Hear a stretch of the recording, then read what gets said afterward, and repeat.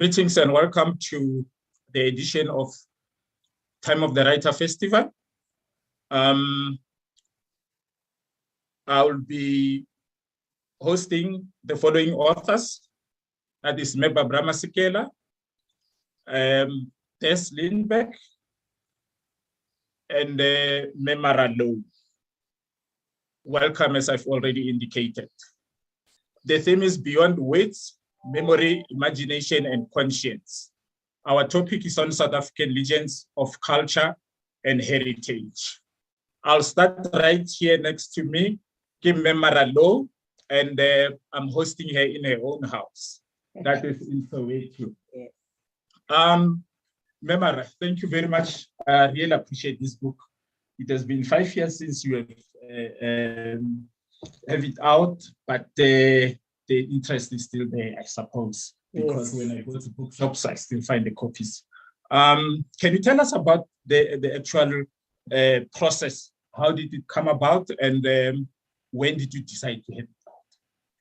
It was actually something that I've been thinking about for a very long time. When I started traveling, my first ever as a young girl, just about to turn 21, I was in my 20s, and I boarded a plane with a musical called Meropa. We're going to Japan. And for me, it was important. I used to, hear about people that have a little black book, Yes, a book where you jot down every event, every experience that you've experienced. So having gone to Japan, having to eat all kinds of weird food, and having to perform in front of Japanese, having to walk around where in Japan, I think I talk about it in my book, that in 1973, I don't think there was a Black people who were in Japan. It was not like you'd meet Black people in the streets or something. So we'd be walking around. I remember we went into a pharmacy. We were looking for some medication for, we were kind of constipated. And so we went into the pharmacy, and this old Japanese woman, she got a shock of her life when we walked in. We used to braid our hairs like Spartacus. You remember Spartacus? Yes, so when we walked into the pharmacy, this Japanese woman went, "Ay, ay," to shoot us away, like, go away, go away. She didn't know whether we were some kind of animal or what. But anyways. It came from that time. It came from that time. I started jotting down a whole lot of experiences that I've had. And I went through a lot of experiences. Good, some exciting stuff, and bad ones. And I started jotting it all down. I thought it's important for me. And one of the reasons I did this, Sam, was because, I have this feeling that most of the time when you are one of the, sometimes, and I'm not talking bad about the media here. I mean, you're a journalist yourself, but they sometimes want to, they write a story about you. They don't even know you. And they make up these stories, And so I thought it's important for me to tell my story before I let someone else decide what my story is. Exactly. And from those early years in the 70s, you already had press cuttings. Whatever was published in the media, you had those cuttings. To what extent were these critical in the crafting of the story? It was very, particularly with helping you with memory. It was very critical. I remember it was because I've had boxes and boxes of write-ups, like so many boxes. I just piled them all up. Others were in scrapbooks. Some write-ups were in scrapbooks. Others were just piles and piles of newspapers. And then in 2015, I had a hip replacement operation. So while I was recovering, where I had to spend about 8 weeks, took me about 8 weeks just having to follow the rules and not do too much hard work. Sitting on my bed, I asked my daughter to bring, that's when I moved back to my parents' house here in Soweto, because I couldn't handle my house with the 17 steps going upstairs to the bedroom. So I would be sitting on my bed and I'd ask my daughter to bring all all the boxes with the write-ups. And I started sitting with my laptop on top of me, and I started writing. That was 2015. And 2016, I went and spoke to a publisher. I think I approached you as well, Sam. You actually helped me to go to the library, the Star Library, to source some of the material that I didn't think I had it. So it helped quite a lot. But at that time, I was actually thinking about you having to write my book. But I got advised by someone who said, Marah, you don't want anyone to put words into your story, put their own words into your life. Why don't you do it? I said, I know it's not the first time I'm writing. I was I had a column in your magazine, Afropolitics, which was doing very well. I featured people like Brayu, I featured Miriam Makeba. So I spoke about the Pelican and the Mafia and everybody. So writing has been something that I don't even think Des Lindberg knows that I used to write. Besides just being a singer and an actress. But anyway, so I sat down and I started writing my book. And it was a very emotional journey. It was not easy. I realized then that this was not me writing a column in a magazine. I'm now writing about my life. And I'm like hanging everything out there. And with no trimmings, with no editing, it's all out there. And it could make other people uncomfortable, but I was very comfortable to talk about my life from where I started, from when I was born, everything I could remember. His stuff. By the way, the title of the book is Me Marah. It's published by Blackbird. It came out in 2017. I would like to have your input on your book. By the way, congratulations for such a great, magnificent work. It's over 500 pages. It's a memoir, but my first impression was that it goes beyond being a memoir because of these wonderful biographical snippets of some of the artists that we have been working with over the years. Can you kindly share with us how this was approached, because it is such a uniquely beautiful work? Thank you very much, Sam. I'm very pleased that you have read it and that you did enjoy it. Dawn was a wonderful archivist. Marah knows this. She also recorded in pictures and in words everything that happened. She was never in doubt as to when something happened or how it happened or who it happened with. And so she used to keep all these records in an archive, in scrapbooks. And first it started as 12 scrapbooks, and it's now 172 scrapbooks. And I have them all here. It was a story that needed telling, because not everybody knew that we had an image, Des and Dawn. We were singers, we were folk singers, in our time, we were a little unusual in South Africa. But they didn't know much about us.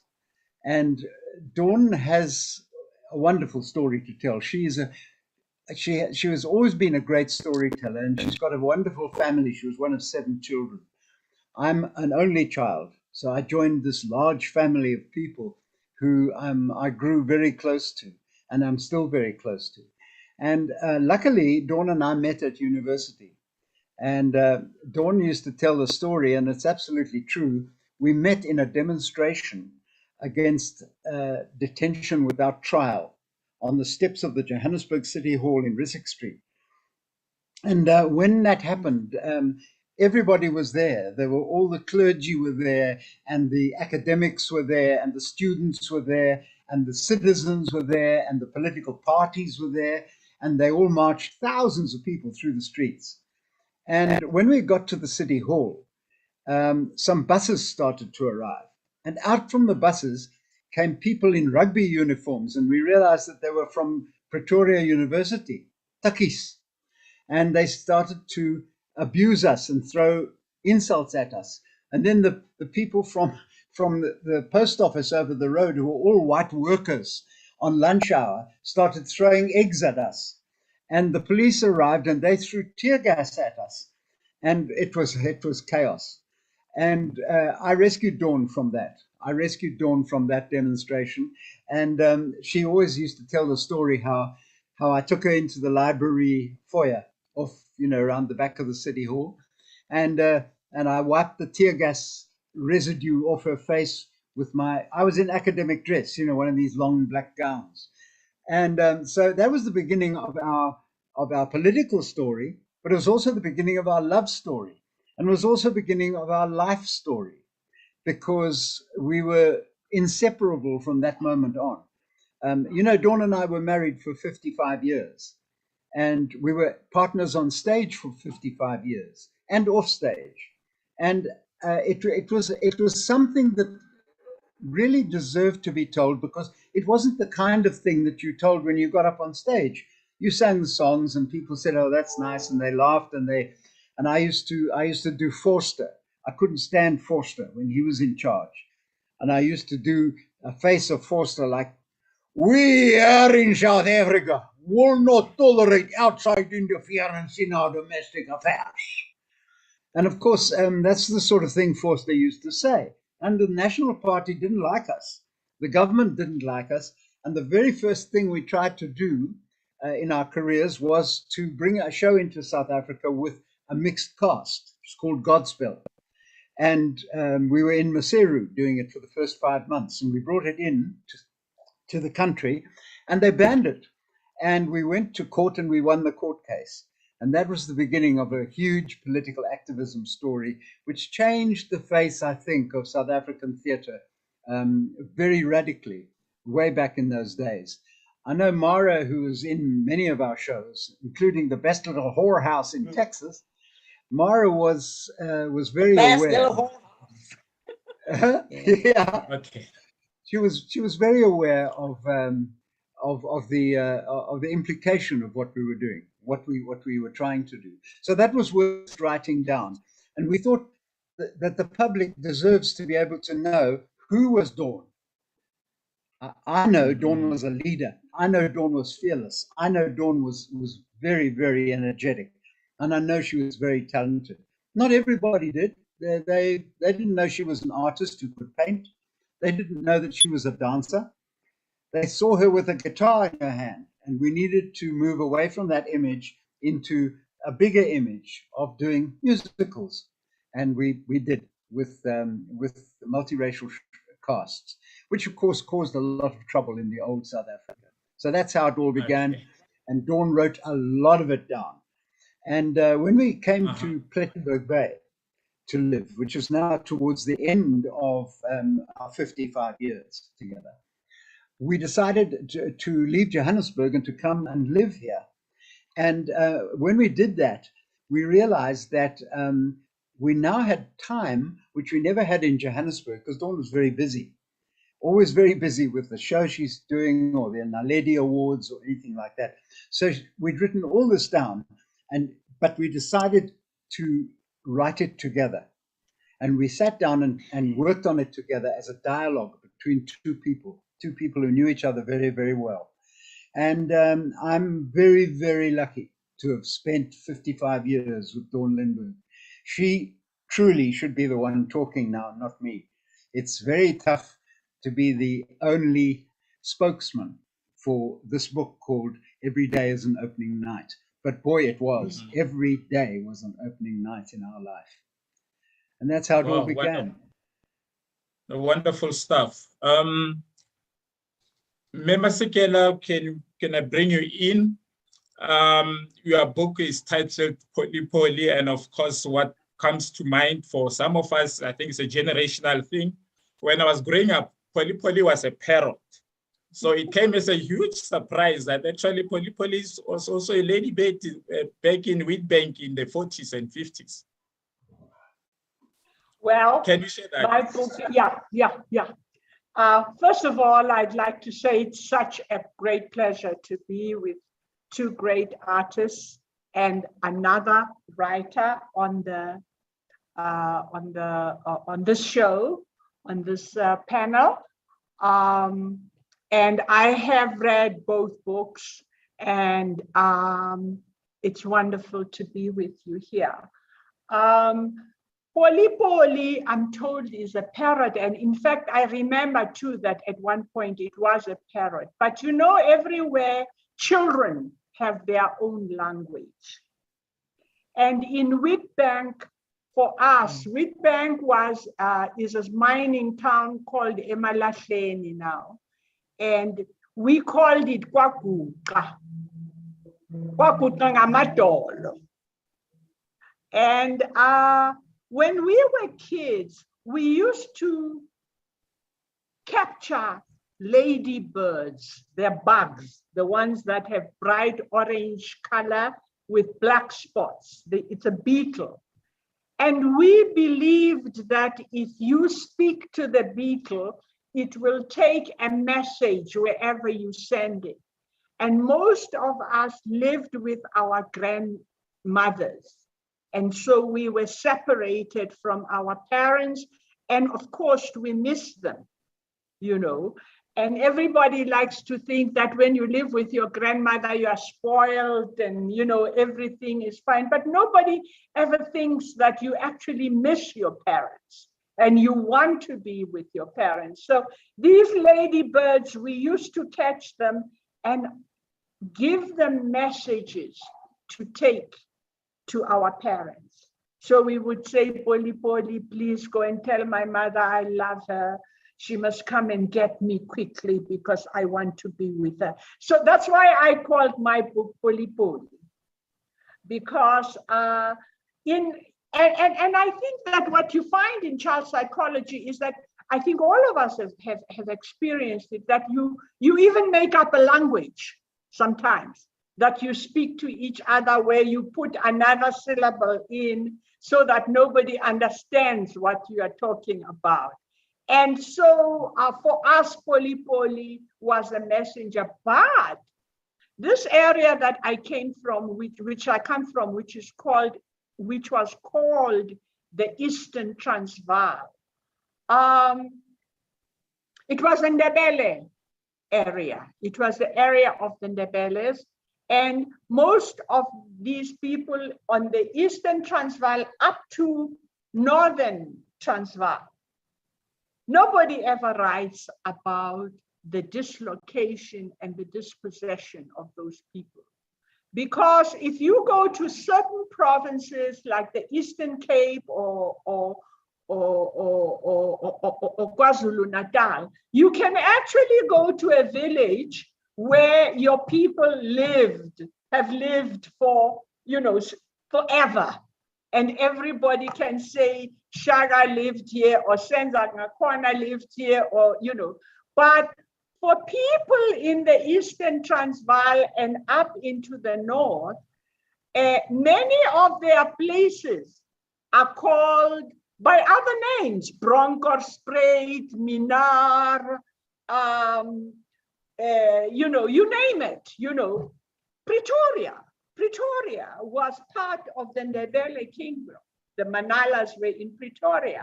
Middelburg, Botshabelo, all that area was an area that was ruled by the Ndebele people.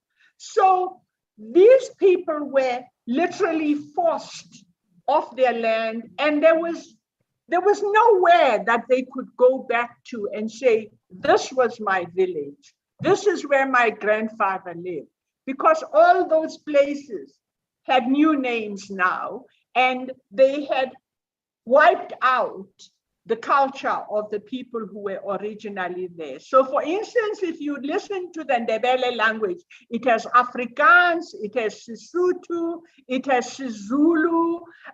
So it's a mixture, because people were actually totally dispossessed and displaced. And I was haunted by that, because my grandmother came from there and I didn't quite understand her as a child, you know, and I wanted to find out why she was the way she was. I pieced together the stories that she used to tell about when she was a little girl and there were poor whites coming to the farm kitchen house where she worked, asking for food, and how they had been told by their employers that they must give these people food. She talked about the wagons, you know, with children and women inside them, and how they would send the children to go and ask for sugar and to go and ask for meal and a big milk for the barbecue, you know. So all of this sounded weird. It sounded like a storybook. She talked about men on horseback slicing off steaks of live cattle and livestock, you know. She talked about looking through the bush and seeing all these people in wagons, you know, unspanning their wagons, buying food and so on. And in my imagination, I could not imagine white people being poor or hungry. It all sounded like fiction, and I wanted, you know, I was haunted by that. And then I was a good writer from childhood, because you remember we as children used to write real letters. Dear Papa and Mama, how are you? The weather is good here. Goodbye. I will write to you again next week. You know, we used to actually write letters, and at school, they taught us to write letters to the grocery shop, ordering food. You know, they used to put up situations and ask us to write letters to address those situations. And I was a very good letter writer. And everybody, my father, my mother, my relatives would say, oh, Barbara writes so well.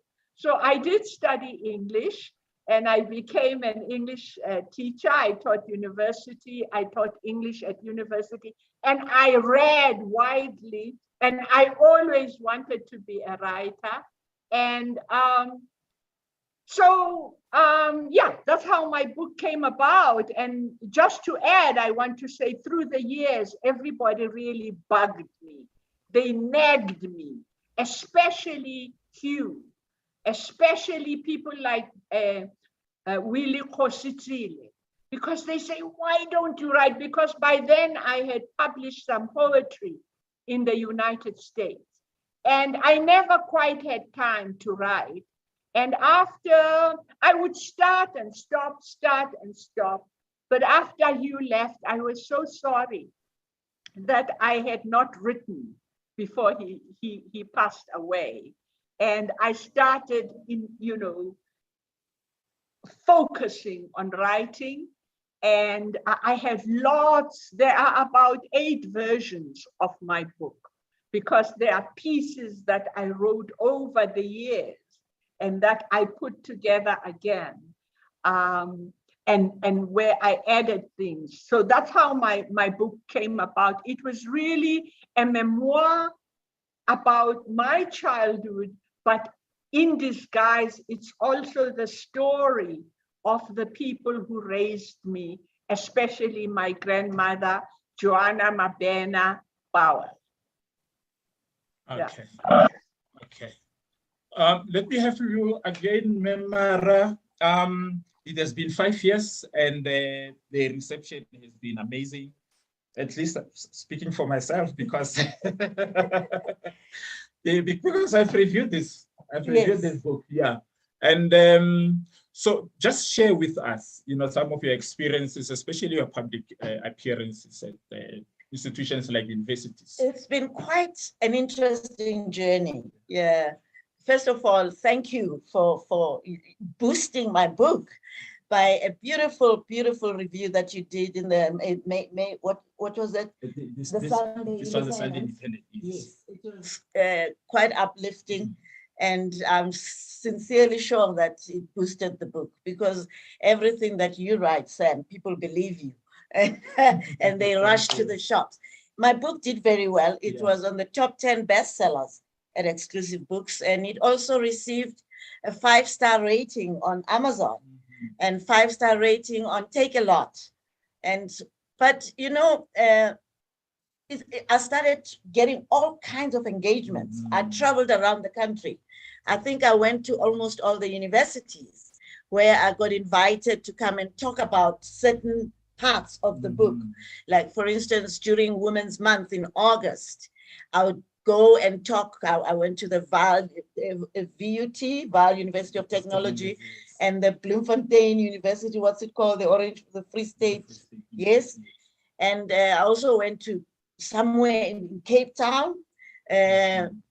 And again, I'll be addressing different audiences. For instance, during Women's Month in August, where I talk about my experiences where, you know, the painful experiences that I went through, especially the violence, because, you know, until I wrote my book, I've never spoken about my experience of being abused by my previous man that I lived with. And one of the things that I wanted to do, which for me was important for my own therapeutic, so that I get this healing, I had to name the people by name. I didn't want to give them, you know, pseudonames. I mean, I didn't want to call them January. I didn't have a relationship with January. I had a relationship with so-and-so. And it was, for me, I was confident because I wrote truth. And I was waiting for anyone who would say, but no, this didn't happen. And naming was also about authenticity. Naming was about authenticity. And fortunately, most of them, I actually called. I mean, I know George. I phoned him, and I'd like you to pop in. He did. He popped in, and I showed him, you know, part of what I was writing. I could see him, you know, like, are you really gonna write that? And I says, yes, because it was a nasty experience, you know. And Hello, I did the same. Everybody that I wrote about in the book, I let them know so that I have a clear conscience that I'm not smearing anybody or damaging anybody's reputation. It's actually for my own healing. And it was quite a therapeutic experience. So I went to all kinds of universities, but one which was very, how can I put it in English, intimidating, was UJ, University of Johannesburg. I was invited by then principal, Ivan Rensburg. Yes. Ivan Rensburg. He invited me during Movember. You know, there's this month in November when men, they shave their beards and they call it Movember. So he invited me to come and talk to the men. And obviously, they wanted me to come and talk about the abuse that I've been through, which was meted to me by men, you know. You know, there was there was just professors in there, ladies and gentlemen. But this Barbara, Hugh, Des, it was just men in that room. There was like 360 or 350 men, all men. There was not a single woman. I was the only woman in the room. The women who were only helping with the catering were outside when I was doing my talk. And I was very intimidated because all these men who were sitting there, I'm sure out of them, there's someone who knows that they probably have done what has been done to me. And I saw this one guy actually almost in tears. He got up. He was sitting not very far from Ivan Rensburg. He got up and he went outside. And apparently I was told after the show that he was crying because he says he felt like I was talking about him.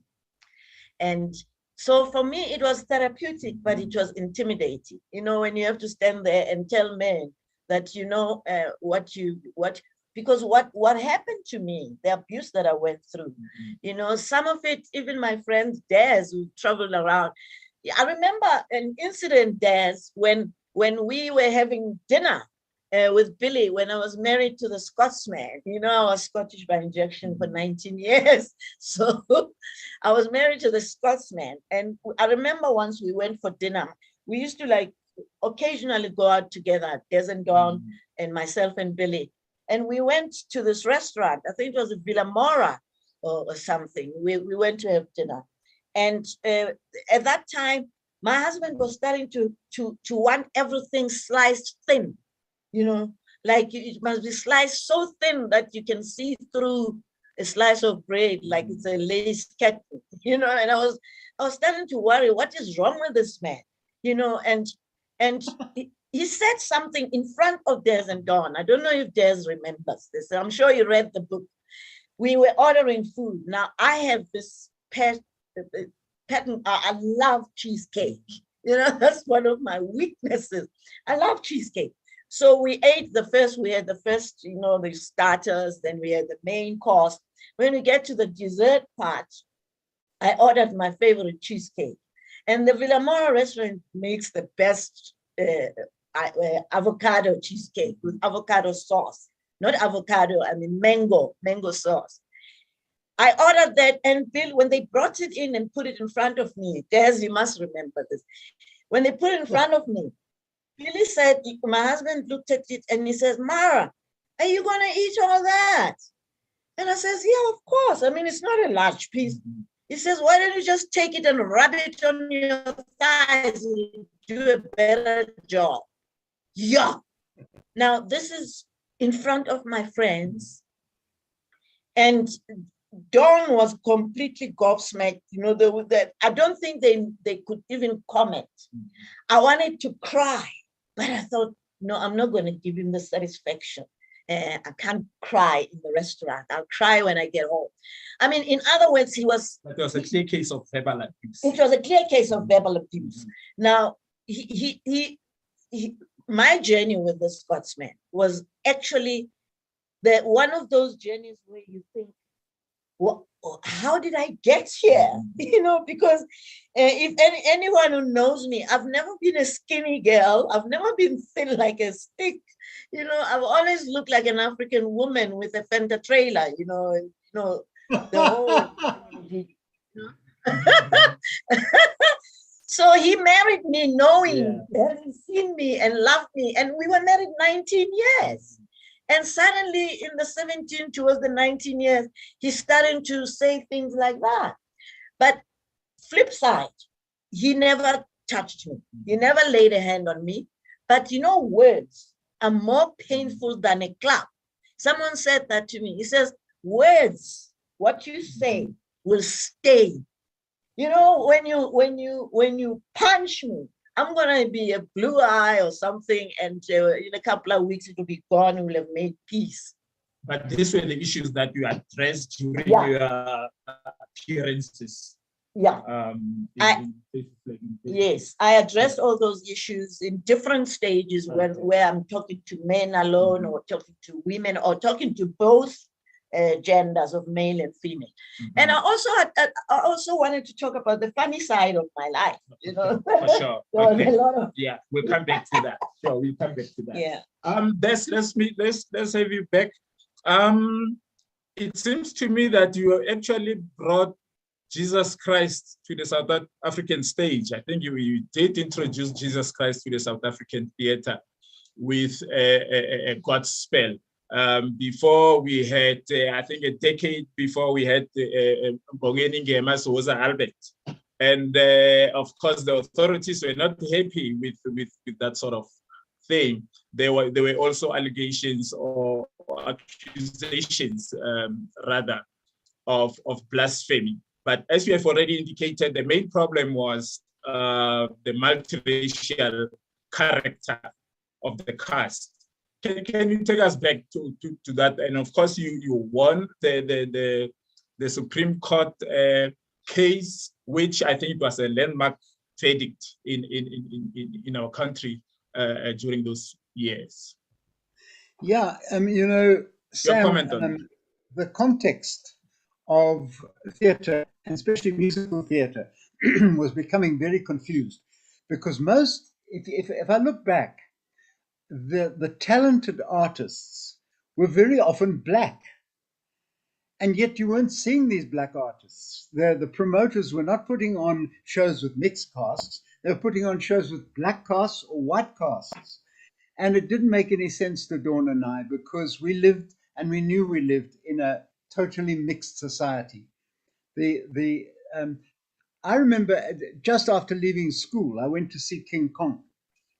And I had never been exposed to the kind of organic sound that came out of that orchestra pit at King Kong, because there was sitting in the orchestra pit were people like Devashe and of course Hugh Masekela, and eventually others who joined that little band. But it was the most fantastic music, and it had a really good storyline about a boxer, and the boxer was black. And I went 7 times in 1 week to see King Kong. I couldn't believe how beautiful that really was, to be looking at something which represented what was going on in my country, what was going on in, when I say my country, the country in which I was born. I suddenly realized that we're not experiencing a quarter of the talent in this country. And that's why Dawn and I got into this multiracial groove. And Godspell was the absolute ideal vehicle for it, because we were able there to cast whoever we wanted to. And what happened was that we couldn't find a rehearsal room in Johannesburg which could accommodate the rehearsals for Godspell, because they all said, oh, no, that's a mixed cast, you can't do that. So we found ourselves with a situation where we were rehearsing on our front lawn, and then taking the show to Maseru, where we were in virtual exile, where we were now allowed to have a mixed cast. But we wondered whether the audiences would ever come all the way from Johannesburg, Pretoria, Bloemfontein, and so on to visit Maseru. As it happened, they did. And as it happened, that 5 months in Maseru set us up and convinced us that we could now go ahead and bring this show into South Africa and see what happened. And when we did, they banned it. And we went to court, and we got terrific lawyers, and we won the court case. The judge in the Supreme Court said he couldn't pronounce on the play until he had seen it, which was a godsend for us. It was wonderful, because what we could then do is say, okay, well, we're opening on Thursday night at Wits in the Great Hall, and will the court please come and sit in the audience? We had to get rid of some of the people who had bought seats, because we needed to accommodate the judge and all the lawyers and the clerks of the court and so on. And we won the case. And we went on for the next 15, 18 months touring Godspell all over the country, staying in what had been white hotels up to that point. The government was in shock. They didn't like it at all. And they tried every which way to stop us. They tried to pretend it was blasphemous. They tried to pretend it was breaking the liquor laws. And I won't go into any detail on that, but what really happened was that we'd been given the perfect vehicle to challenge the National Party government in South Africa. So we did. But I want to jump back to something, Sam, which is a bit naughty of me. You are the moderator. You're the guy who is sitting talking to the three of us about what we've written. But we know that you've written an absolutely iconic book about the jazz era with Kippes, with Kippie Moketsi to Kippes. You know, it's an amazing era. And that's why I wanted to jump back to it, because I think it's incredibly important that in South Africa, the history of that era and what came before it and what came after it must be written down properly and truthfully and authentically. And that's what we were striving for, and I'm sure that's what you were striving for. And I have not read your book, but I know who's in it, because I've researched who you've written about, and it's incredible. It's a who's who. It's these are the iconic names, in especially in jazz, and of course jazz was the idiom which I perceived as a bridge between cultures. Cultural bridge of jazz was colossal. Classical music wasn't quite doing it. Popular music wasn't quite doing it. Ethnic music wasn't quite doing it, but jazz was. And I think that's very important. And I've always wished I could play jazz. I'm not good enough a musician to play jazz, but I love jazz. I love listening to jazz. I love to listen to the great jazz players.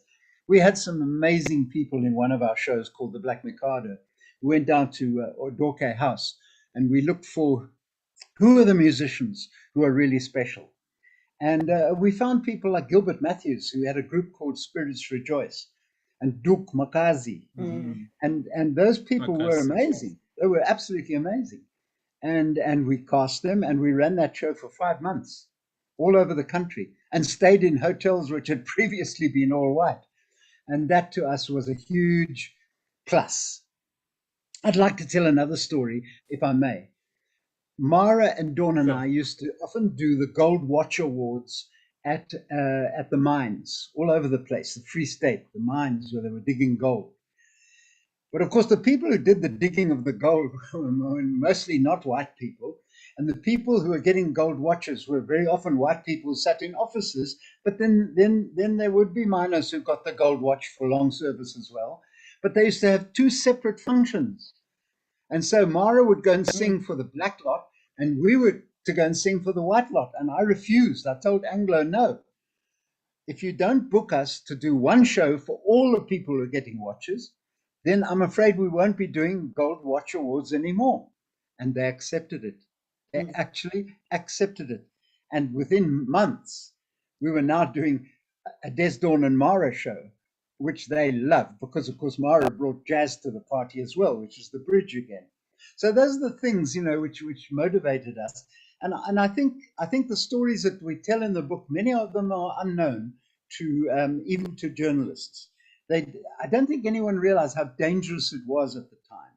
It was Dawn very nearly ended up in jail several times. She really did. I was very careful to keep out of the front of the guns. But I think Dawn, as a leader, and a fearless leader at that, was determined to get this thing to happen. And that's partly what the book is about. And of course, we had a wonderful, wonderful time doing it. We really enjoyed ourselves. We once had to go to an army base camp on the border of Botswana, and the band that was to come didn't pitch. And there was another singer there called Yanni Dutoy, and he said, "Can I play Boere music?" So I said, "Yeah, I think I can play Boere music." So I sat there with the guitar and they all started to dance. And this officer, this general, came up to me and said, "Meneer Lindberg, u mag met my vrou dans." And he was this very big wife of his, who I now had to dance with because he wanted to dance with Dawn. It was a wonderful night. I'll never forget that. Yeah. Wow, great stuff. Thank you for sharing that. And thanks for your kind words regarding my book. I always say it is just a start, because I don't think there's anybody who can tell the whole South African jazz story. It's quite daunting, but I think I was courageous enough to start somewhere. Barbara, this edition, the 25th edition of Time of the Writer, is dedicated to Chief Albert Luthuli. He is the inspiration behind the themes that we are discussing. And of course, you write so movingly about Chief Albert Luthuli when he was banned when you were a young girl at Inanda. So I find it quite apt to ask you to remember, relive those years when Chief Albert Luthuli was banned. He couldn't talk to you, he couldn't address you, but he could only wave. And that is one of the enduring images in the book, and one of the treasured ones definitely from you. Can you please take us back to those moments? Well, I think that I would like to stress that my book is also really, it's social history about the 50s. And what I often say is that, you know, when I look at this generation and I listen to them, what I hear is how people are really victims of apartheid. Even now, when we are living through liberation, people still describe themselves in those terms. But I think that when we were growing up in the 50s, we were facing the monster of apartheid. And there were certain words that were very common, you know, that we all used: banning, torture, you know, naming, detention. They were very common words in our society. And we really grew up during a period. For instance, I lived in Alexandra, and we lived through the period of the great Alexandra bus boycott, you know, which are where this little town of Black people completely made a big corporation turn around. And because they had increased the bus fare by 1 penny, but they shut down the whole company, and they had to concede, you know, to the demands of the people. But I think also we hear a lot about the march, for instance, to Pretoria of 1956 of the 20,000 women. And for me, if I can use that as an analogy, I was more interested in those 20,000 women. Who were those 20,000 women? And they were women from all over South Africa, and they are the unsung heroes, you know, of our era. And nobody knows anything about it, and it's not in the history books. And my attempt at writing was really to bring those ordinary day-to-day people to the fore, because I believe very strongly that if it were not for those people, we would not be here today. It is because of their resistance, but it's also because of their forbearance, and it's also because they wanted us so much to have what they did not have. And unlike us, you know, in this period, in this contemporary era, people want to have cars, they want to wear labels, they want to go, you know, to get on the plane. But for those people, the most important thing was education. They wanted to push us to have what they did not have. And their names were never in the papers, you know. Even people like Sol Plaatje, we never heard about Sol Plaatje when we were in school. We read that our people were thieves, they were cattle. Even in school, they taught us that. They taught us that our people stole cattle, you know, they liked drinking liquor, and they were wiped out by the smallpox, you know, and things like that. And we did not identify with what, I don't even want to say those words, what they were called, but we did not identify with the Khoisan. We did not, because in the history books, they were nothing. They were just wanderers, nomads, walking around aimlessly with poisoned, you know, arrows, looking for animals. So we did not identify with those people. But also, I think, in my book, Poli, I mentioned several times about teachers. Teachers were very important. And we had teachers who would close the textbook.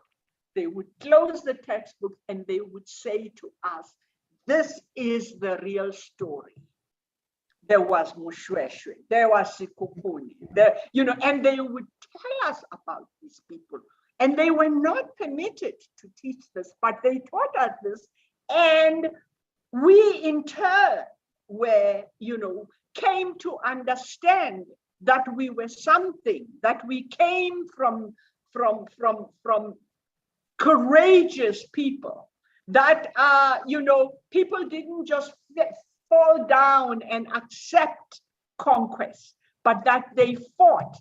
And the other thing is that, when you go to Google right now, and you go and you say, I want to find out about Barbara Masekela. Barbara Masekela was my mother. She was a great social worker. But if I go to Google and I put in my mother's name, nothing comes up. If I put in my dad's name, nothing comes up. If you put in the name of your uncle, nothing comes up, And that is because we ourselves, we don't put our people up front. We don't go and make sure that when people open Google, they will find those great heroes. And there are thousands of them, millions of them in South Africa, but we don't hear about them because we are not active in promoting, our own history. Hence, the importance of your book, which focuses on all these musicians who nobody knows about. Not because they were not good, not because they were not talented, but because nobody wants to write about it.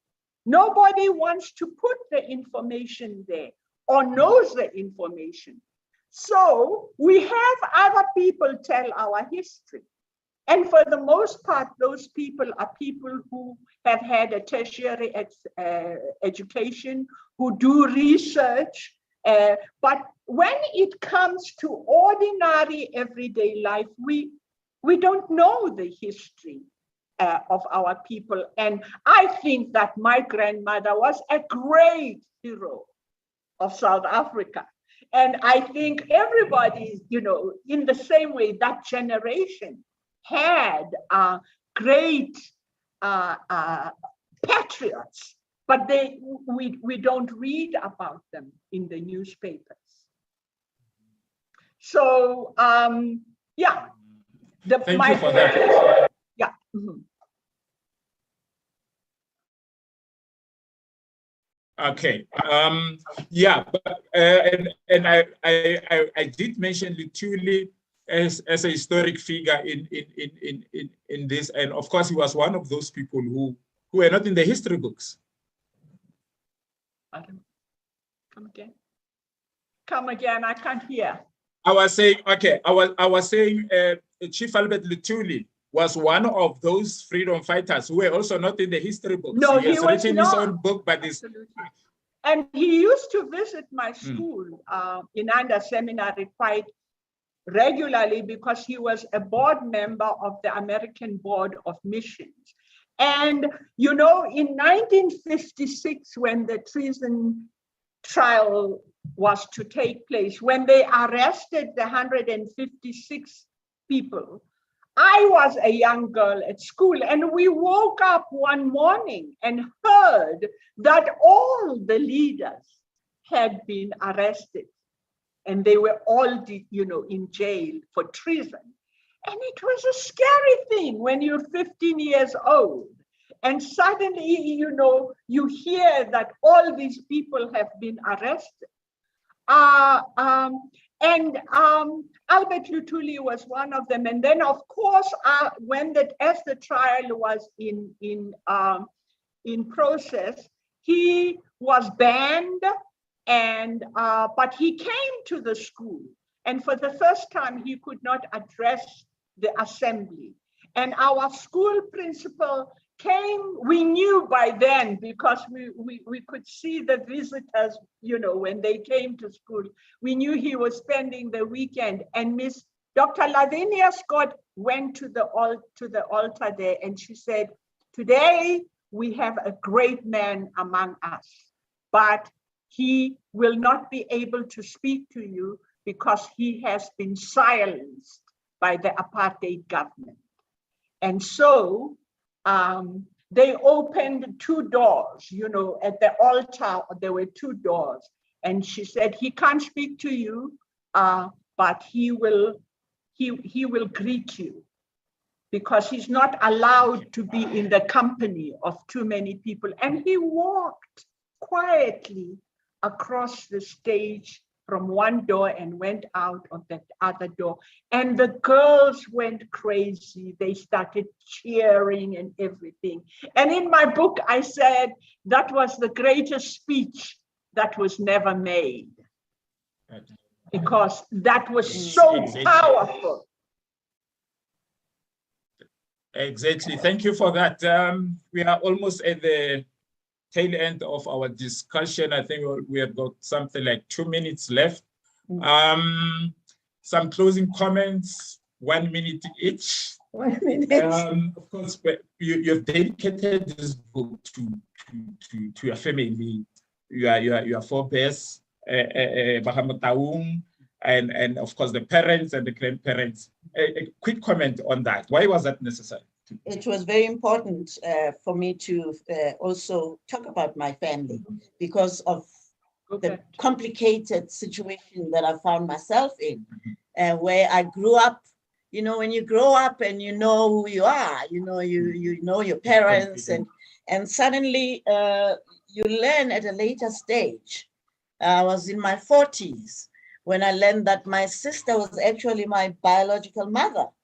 And that changes the whole dynamic. That changes everything about yourself. My parents, whom I still call them my and dad, they've passed on now. I knew them as my parents, my birth parents, only to find out that they were my grandparents. And my sister was my mother. And so I had to go on this journey. So for me, it was important for my own cleansing and for my own sanity to go into that space and talk about how that can actually, in fact, it's something that I wish I could address to the whole nation, that we need to stop the secrets and hiding facts with our children, because it is so damaging that for me, I was between happy to know, but angry to know that my sister, I grew up calling her Sis Nobesutu. And then I find out she's my mother. And then she dies a tragic death where her husband killed her. And then I didn't mourn for her as my mother. I mourned for her as my sister, because I only find out when I was in my 40s and she was gone. So I had to dedicate the book to my family and speak out about what they've done, what has happened. And I'm not divorced from them. In fact, I love them even more. I love my grandparents even more, because they actually brought me up very well. But I just wish on the day when they buried my sister, you know, we have a tradition, Sis Barbara, you know, Africans, where when they bring the corpse on a Friday before the funeral, you know, umlindelo, you know, the night vigil, where they'll bring the corpse. I believe that that's what my wish, that they should have set me down and say to me, Marah, this is not your sister, this is your mom, so that I can find closure, because it's been very difficult to find closure. But I'm working on it. So for me, it was important. I was not just addressing my family about this situation. I was addressing the whole African nation, where we hide, we hold secret. It's like a disgrace. A child has been born from home. The father, I didn't know my father. I only met my father when I was in my 40s.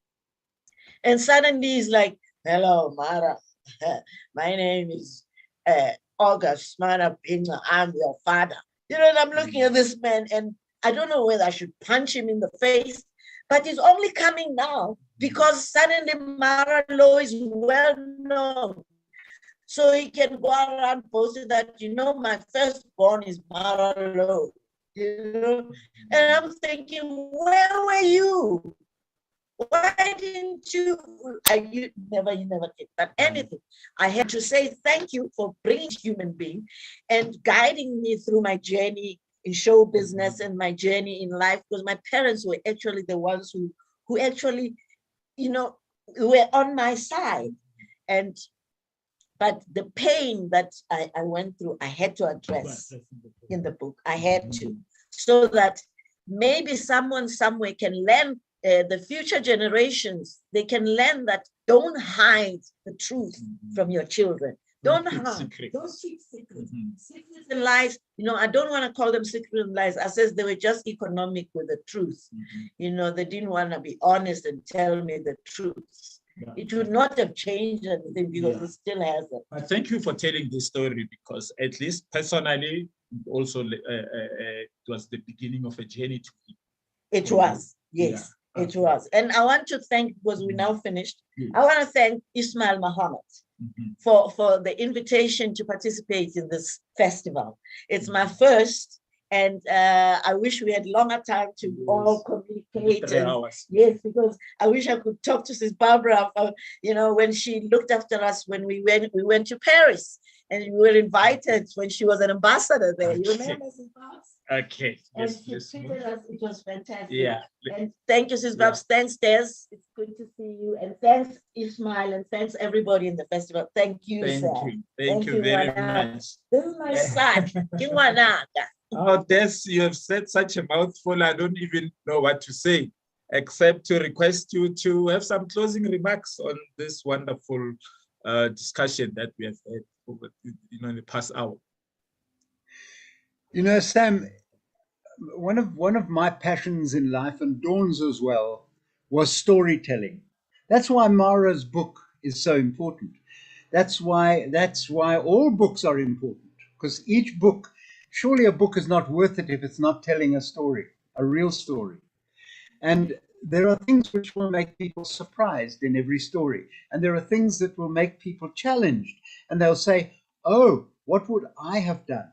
And that's important, because then it's a matter of conscience. It's a matter of, say, if I was the father of a young child who only discovered at age 14 that her mother was in fact the one she believed was her sister, that is an amazing story. That is not something you make up out of your thumb. It's not something that a novelist wrote down. It's a true story. And that's why biography is so important.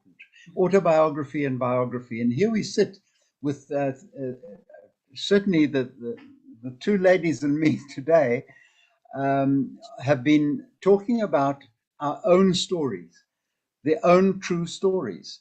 And in the books, in all those 3 books, I'm quite sure there are stories which will make people motivated and make people realize that they hadn't grasped the history which really happened. The history which happened in South Africa was not only a tragic history, it was also an incredibly triumphant history, because we came out of a very dark era into an era which unfortunately is not quite light yet, but it will be. It will be. We've got to take heart from our stories, and our stories are the essence of both theatre, poetry, music, and of course, the books. And the books are so important. And that's why the time of the writer is a time of examining one's knowledge, one's conscience, and one's passion. If you don't have knowledge and conscience and passion, then you are a dead person. And that none of us want. So I'm just saying these things, I know, on behalf of Dawn as well, because her beliefs and her knowledge and her conscience were never questionable. And she was an amazing leader to me. And I thank Dawn wherever she is now. for our book and for the stories which Marah and which really, Barbara, what a story, what a story. Fantastic. And yours, and yours. You were busy telling the stories of people who were famous as the musician heroes of the time. And it's a great pity if they don't remain to be musician heroes of the time, because they should. They were great musicians. So all I can say is thank you very much for moderating this. Thanks, Ismail, for inviting me to be on this panel. I really enjoyed it. And I look forward very much to seeing more books from Marah and Barbara and from you, Sam. Yeah. Thank you. Thank you. There's one coming up. Will do. Your closing remarks, Masekela, particularly no, on I have not got much. All has been shared already. I just want to say that I dedicated my book to my brother Hugh, because in all his life, he never forgot where he came from. He never acted as though he invented the music. In all his performances, in all his interviews and everything, he always referred to the people who came before him. And my concluding remarks is just that I think that, we should continue. We should continue to write about these great people who have, because a person, I'm not a product only of my parents, but I'm a product of all my neighbors, wherever I live.